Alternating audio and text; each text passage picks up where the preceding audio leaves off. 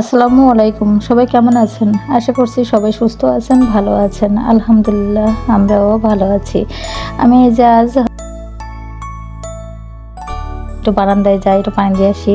তা দিতে যেয়ে দেখি রজনীগন্ধার ফুলগুলো বেশ ফুটে বের হয়ে আসছে। মানে কড়িটা অনেকদিন আগে হয়েছে কিন্তু কড়ির ফুলটা ফুটছিল না। তা আজকে যেয়ে দেখি ফুটছে। আর এই যে একটা চাল কুমড়ার চারা দেখছেন, ওই পাতাবাহারের গাছের গোড়া দিয়ে একটা বিচি কয়েকটা বীজ হচ্ছে ওইখানে পড়েছিল। তো চারাটা হয়েছে তা দেখছি বাইরে বেড়াচ্ছে, গ্রিলের সাথে বেয়ে উঠছে। তা গাছটা খুব সুন্দর হয়েছে। এই যে এখানে পুদিনা পাতা, এই গাছটা আমি বেশ কিছুদিন আগেই ছোট্ট একটা চারা নিয়ে এসে লাগাইছি। লাগানোর পরে অনেক সুন্দর হয়েছে, এই গাছটাও হয়েছিল। তো মাঝখানে একটু মরে গেছিলো কিছুদিন আগে, কিন্তু এখন বৃষ্টির পানি পড়ছে, তার গাছ খুব সুন্দর হয়ে উঠছে এখন। আর সবুজ রং। তো যাই হোক, এটা পানি দিয়ে গোছগাছ করে ধুয়ে তারপরে আমি এবার রান্নাঘরে চলে আসলাম। এই যে ছোট মেয়ের জন্য একটু করব, উস্তে ভাজি আর আলু। এভাবে যদি ভাজি করে দেওয়া হয় তাহলে ও খুব পছন্দ করে ভাজিটা। গোশ রান্না আছে কিন্তু সে গোশ খাবে না। তা বললো যে একটু ভাজি করেন। তো আমি এই যে এটা এভাবে করে দিছি। তাই এটা কাটার পরে আমি লবণতে একটু মাখিয়ে রাখলাম, যাতে পানিটা, এই যে পানি বেরিয়েছে না, এটা তিতা পানি, এটা তিতা একটু কম লাগে আর একটু নরম হয়ে যায়, অল্প সময়তেই ভাজা হয়ে যায় এটা। তো আমি তেলটা দেওয়ার পরে কাঁচামরিচ, পেঁয়াজ, একটু পরিমাণ মতো একটু লবণ দিয়েছি, একটু হলুদ দিয়েছি, দিয়ে তেলের উপর দিয়ে ভালো করে একটু নাড়াচাড়া করে একটু প্রপার মতো হলেই নামাবো। কিন্তু পরিমাণে আমি কিন্তু লবণটা একটু কম দিছি, কারণ লবণ দিয়েই মাখানো ছিল। বড় মেয়ের কিন্তু খাওয়াটা হয়ে গেছে অনেকক্ষণ আগেই, কিন্তু ছোটোটার এই যে ও খুব খুশি করে। এই যে ওর ভাত খুলে এই যে রেখে দিছি। রাখার পরে আমি একটু ভিডিও করলাম, করার পরে দেখি পরে নিয়ে চলে গেছে ঘরে। এটা ও নিয়ে চলে গেছে, গেলে পরে আমি আবার মাছ ভালো করে ধুয়ে রেখেই তারপর ওটা গোছগাছ করছি। তো এই মাছটা যে ভাজি করলাম, কাতলা মাছ এটা। তা আমি বেগুন দিয়ে রান্না করব। তা ভেজে নিলাম, নিয়ে এইখানে যে পেঁয়াজ ভাজি করে রাখছি, একটু পেঁয়াজ আর একটু জিরা ভেজে উঠায় রাখবো, যে তরকারিটা রান্না করার নামানোর কিছুক্ষণ আগে দিব। আর আমি এখানে বেগুন কেটে ধুয়ে, বেগুন আলু কেটে ভালো করে ধুয়ে নিচ্ছি। নেওয়ার পরে আমি কিন্তু আজকে একদম সিম্পল তরকারি রান্না করব, খালি রসুন বাটনা দিয়ে আর একটু পেঁয়াজ আর জিরা ভাজা দিয়ে। পেঁয়াজ দিছি, কাঁচামরিচ দিছি, আর পরিমাণ মতো লবণ, হলুদ আর একটু রসুন বাটা দিছি আমি এখানে। দিয়ে তেলের উপর দিয়ে আমি এই যে বেগুনগুলো একটু নেড়ে হালকা নাড়বো, আমি খুব বেশি নাড়ছি না, কারণ বেগুনের গায়ে যদি একটু লাগে তাহলে কালো মতো হয়ে যায়। তা আমি এখানে গরম পানি ছিল ওই যে ওয়াটার কেটলিতে, তা আমি এবার ওইটা গরম পানি করতে দিয়েছিলাম। এটা দিয়ে আমি অল্প একটু পানি দিয়ে ঢেকে দিলাম। দিয়ে আমি ওইদিকে তরকারিটা আর আমি ভাবলাম যে এটা বেটে নিই। যে পেঁয়াজ আর জিরাটা ভেজে উঠায় রাখছিলাম, সেটা আমি একটু বেটে একটু পানিতে বেটে একটু রেখে দিলাম, যে পরে দিব, এটা তরকারি হয়ে যাবে যখন তখন দিয়ে নামাবো। তো যারা আমার ভিডিওটি দেখছেন তারা একটা লাইক দিবেন, কারণ আপনাদের একটা লাইক আমাকে আরও একটি নতুন ভিডিও বানাইতে উৎসাহিত করবে। আর আমার ভিডিও যদি আপনাদের কাছে একটুও ভালো লেগে থাকে তাহলে সাবস্ক্রাইব করে পাশে থাকবেন। বেল বাটনটি অন করে রাখলে আমি যে ভিডিওটাই ছাড়বো না কেন আপনাদের কাছে নোটিফিকেশন চলে যাবে।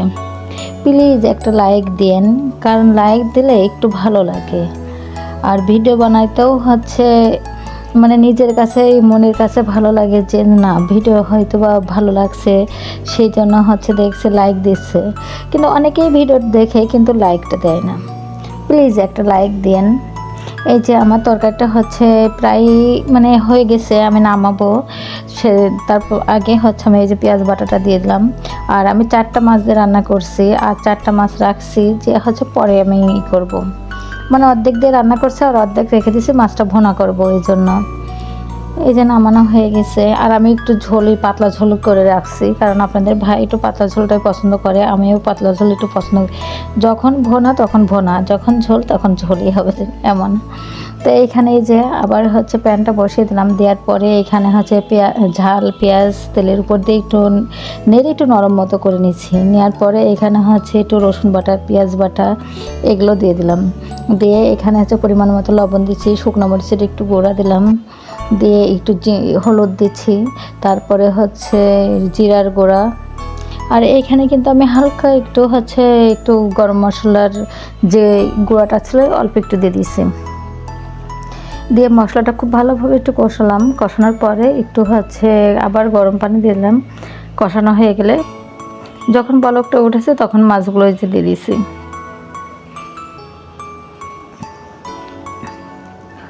দিয়ে আমি শুকাই ফেললাম, বেশি একটা মানে রাখিনি। আর এতটুকু যদি না থাকে তারপরে খাওয়াটা তো হবে 4 জনের। তো যাই হোক, এই যে রান্নাটা শেষ হয়ে গেছে, আমি এই যে ঢেলে নিলাম।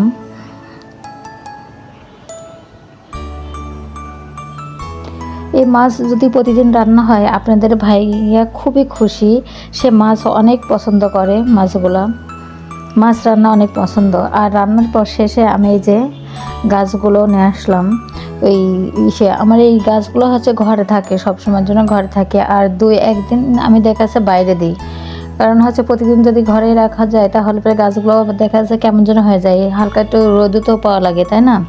আমি এই জন্য হচ্ছে ঘরে রাখি, 1 সপ্তাহ 2 সপ্তাহ মতো ঘরে রেখে আবার 2 দিন মতো আমি হচ্ছে বারান্দাতে রাখি।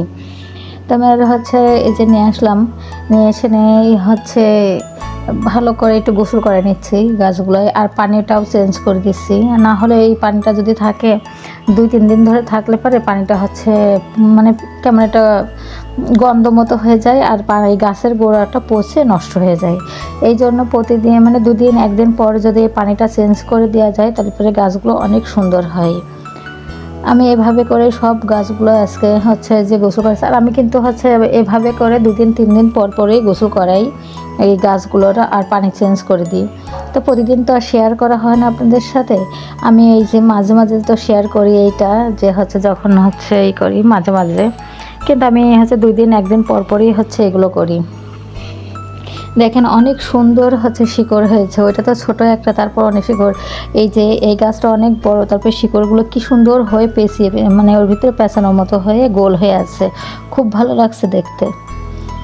এভাবে করে আমি সব গাছগুলোই আস্তে আস্তে করে ধুয়ে নিচ্ছি, আর হচ্ছে ওদের একটু গোসল করাই।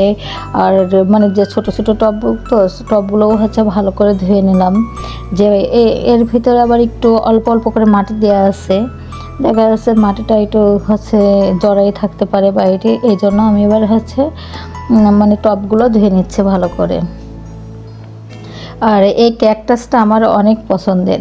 এই ক্যাকটাসের ভিতরে অবশ্য আমার পাথর দেওয়া ছিল, এই পাথরগুলো ছোটো পাথর তো আস্তে আস্তে পড়তে পড়তে সব পড়ে গেছে, সেজন্য আর দেওয়াও হয় না। আর ভিতরে চলে যায় যখন ওই যে মাটিটা একটু খোসায় দিতে যায় না, তখন ওই ভিতরে চলে যায়।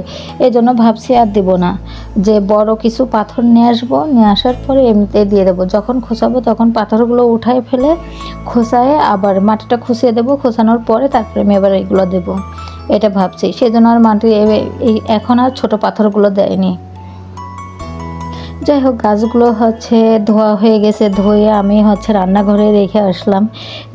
রেখে এসে আমি ভাবলাম যে হচ্ছে আজকে এই যে কাভারগুলো ছিল, কাভারগুলো উঠে ফেলেছি, আজ 2 দিন ধরে উঠানো হয়েছে কাভারগুলো। উঠে ভাবলাম যে হচ্ছে পরিষ্কার করব, কিন্তু আমি এখনও পরিষ্কার করিনি, দেখি কালকে পরিষ্কার করব। তা মুছে ফেললাম এই ইসের। আর আমার বিড়ালের বাচ্চাগুলো তো সবসময়ের জন্য এর উপরে থাকে, ময়লা হয়, প্রচুর ময়লা, আর ওদের পশম পড়ে।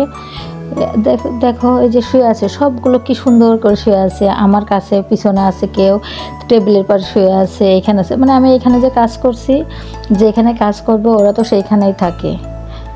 আগে তো অনেকগুলাই ছিল বেশ, এখন হচ্ছে আপাতত 4টা আছে। আর অসুস্থ ছিল, অসুস্থ হয়ে আমার 3টা মারা গেছে।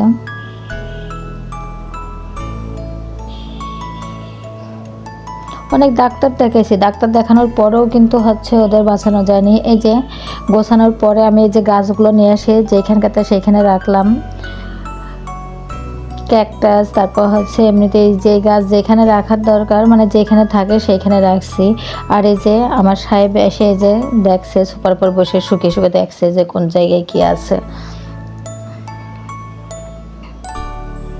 আমি এই যে এভাবে করে গুছিয়ে নিছি, অফলাইনে হচ্ছে আমি সব কিছু গোছগাছ করলাম, এদিকে মুছে নিছি, সব কিছুই পরিষ্কার পরিচ্ছন্ন করলাম, করে ভাবলাম যে একটু শেয়ার করি।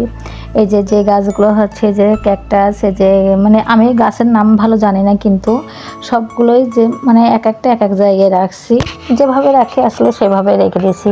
তারপরে যে রান্নাঘরটা, ওইগুলো নিয়ে আসার পরে রান্নাঘরটাও পরিষ্কার করে ফেললাম। মানে পরিষ্কার তো আগেই করছিলাম, একটু মুছে ফেললাম, মোছার পরে এখানে আবার ঝাড়ুটা নিয়ে এসে ভাবলাম একটু ঘরটা ঝাড়ু দিয়ে ফেলি। তো এই যে ঝাড়ু দিচ্ছি, এটাও আপনাদের সাথে একটু শেয়ার করলাম, কারণ প্রতিদিন তো হচ্ছে এমনিতেই হচ্ছে ই করা হয়, মানে ঝাড়ু টাড়ু তো দেওয়া হয় না, কোনো কিছুই হয় না। ওই যে শুয়ে আছে ঝাড়ুর আগে, এই যে ঝাড়ুটা নিয়ে আসছে না, ও ঝাড়ুর আগেই আগেই থাকবে সব সময়ের জন্য। ঝাড়ু দিতে গেলেই ঝাড়ু হচ্ছে টেনে ধরবে, না হলে লাফাবে, কি যে অবস্থা করে। মেয়ের ব্যাস নেই, এই জন্য হচ্ছে আস্তে আস্তে একটু ফ্রি হয়ে কাজটা করছি। আর হচ্ছে যে পরিমাণ গরম পড়ছে, এই মানে গরমে কাজ করতে অনেক কষ্ট হয়ে যাচ্ছে। আর রান্না করতে গেলে আমার তো এই সাইডে ডাইনিংয়ের এই সাইডেও প্রচুর গরম, আমার রুমটাতে অনেক বাতাস আসছে, তারপরে হচ্ছে একটু গরম পড়লে পরে একটু হচ্ছে বসে থাকা যায় ওই রুমটায়, যে বসে থেকে আসি। কিন্তু আজকে হচ্ছে এমনিতে বাতাসও কম, একটু বৃষ্টি হয়েছে, তো বৃষ্টি হওয়ার জন্য মানে একদম থমকে আছে, বাতাসও নেই, কোনো কিছু নাই, আর এত পরিমাণ গরম তা বলে শেষ নাই। এই যে ঝাড়ু দিচ্ছে, আর ঝাড়ু ওই যে টেনে টেনে ধরছে, মানে ঝাড়ুর আগে খেলা করছে। এটা খুব দুষ্টু। গোসল করে নামাজ পড়বো, নামাজ পড়ে খাওয়া দাওয়া করবো, তারপরে হচ্ছে আবার আজকে বড়টার পরীক্ষা দিতে দিয়ে আসছি, পরে হচ্ছে নিয়ে আসবো আবার। তো একটু ঘুম দিয়ে তারপর হচ্ছে আজকে নিয়ে আসতে যাব। আর এই যে একদম পুরোপুরি হচ্ছে গোছানো হয়ে গেছে, তা ভাবলাম যে একটু ঘুরে আপনাদের সাথে একটু শেয়ার করি। গোছগাছ করে ঝাড়ু টাড়ু দেওয়া হয়ে গেছে। এতক্ষণ আমার সাথে যারা আছেন তাদেরকে অসংখ্য অসংখ্য ধন্যবাদ আমার ভিডিওটি দেখার জন্য, এত কষ্ট করে। আর এত কষ্ট করে যতক্ষণ দেখছেন, প্লিজ একটা লাইক দিয়ে দিন। আসসালামু আলাইকুম, আল্লাহ হাফেজ।